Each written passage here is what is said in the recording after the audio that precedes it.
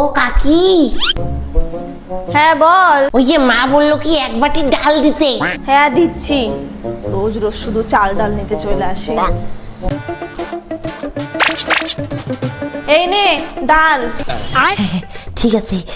আর বললাম কাকি এটা কি গো, এটার মধ্যে লাইট জ্বলে? এই ওইসব ধরবি না, রাখ এগুলো। ঠিক আছে। আর বললাম কাকি, মা বললো কি 10 টাকা দিতে, পরে দিয়ে দিবে।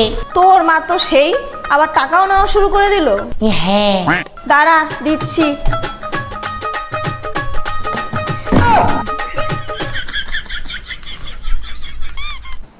এই নে।